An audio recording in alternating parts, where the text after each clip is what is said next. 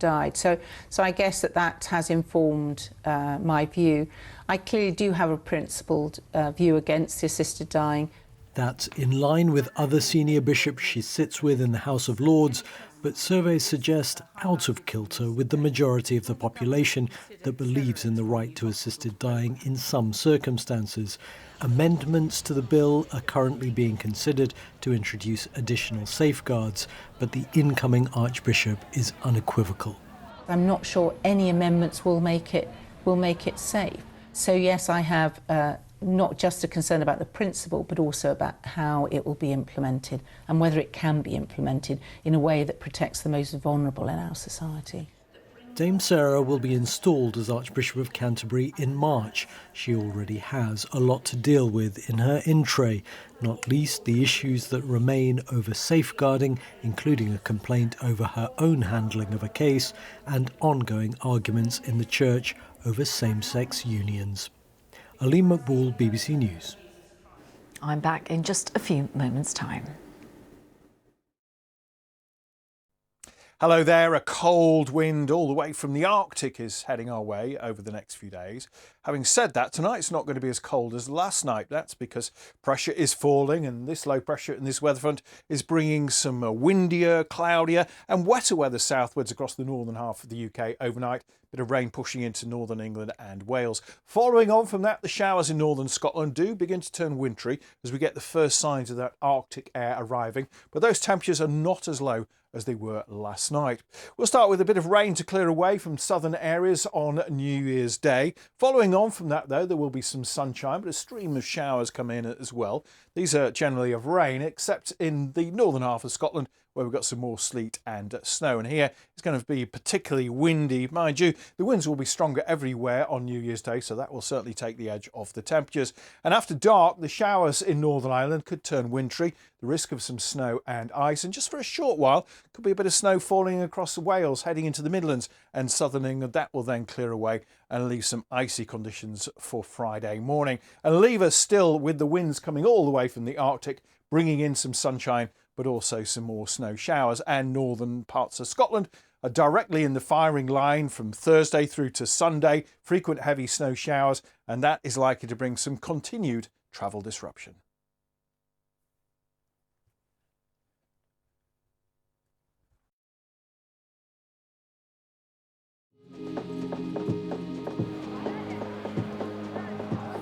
Little bit of onion. Thanks so much. It smells fantastic.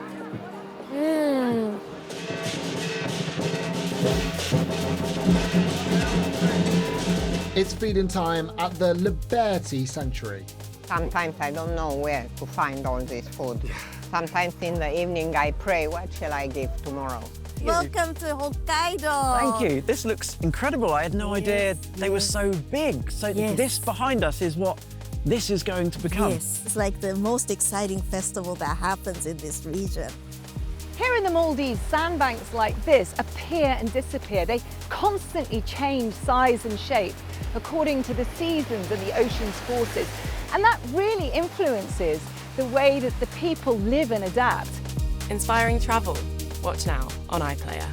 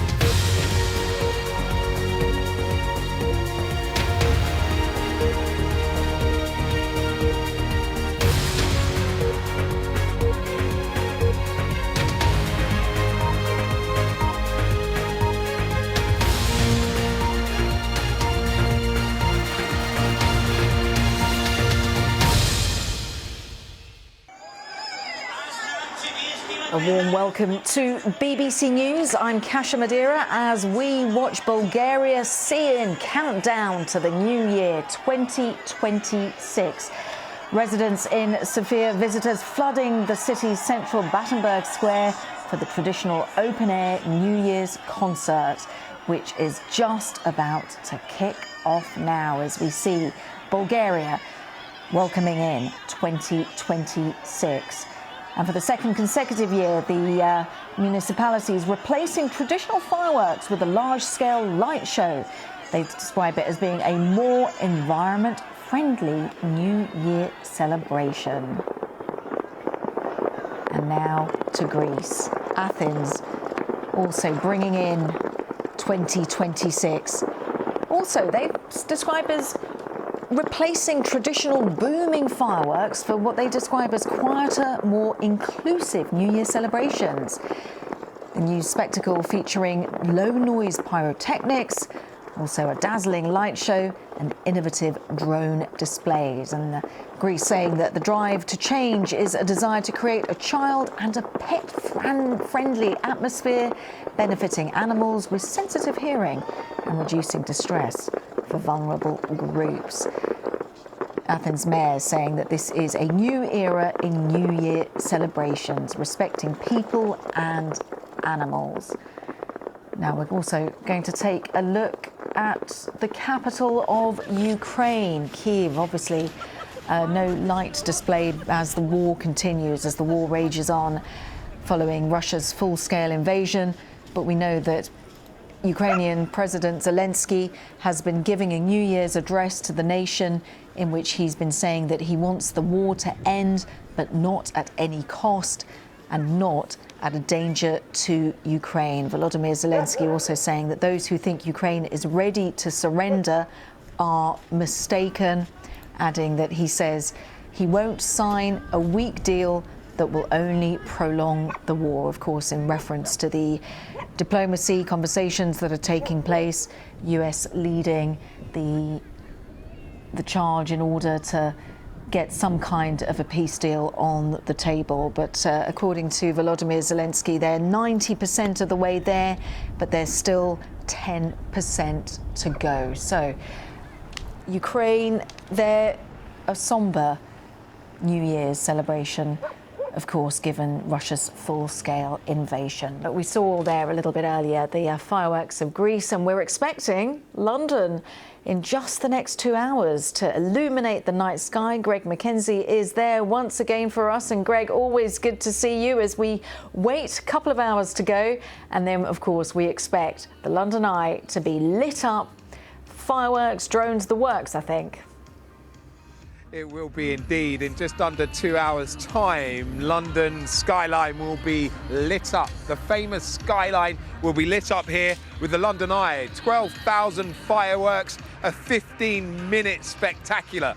This is the biggest fireworks display in Europe and has been for many years. The preparation into tonight's show has taken months, and the engineers are still there now. Literally, there's 30 or so engineers making those final preparations. Now, there will be 12,000 fireworks that will all go off in sync with music. You can hear the music now. There's a DJ warming up the crowds, and just in front of me is well over 100,000 people who've now started to gather here along the River Thames to watch what some have said a once-in-a-lifetime opportunity. Now, there's an animation show that you'll only get to see on BBC. So you'll get to see that if you're watching this from home, whereas for us here, it will just be the fireworks. But once it happens at midnight, you'll hear the chimes of Big Ben that ring, and that then is officially the first few moments of 2026. And Greg, we know that the London Eye was actually still inviting visitors on up until around 4 o'clock, so they haven't had that much time. Stupid question of the night. When it comes to the guys that are putting on the pyrotechnics on the pods, do they I'm assuming they come out of the pods when all the fireworks are going?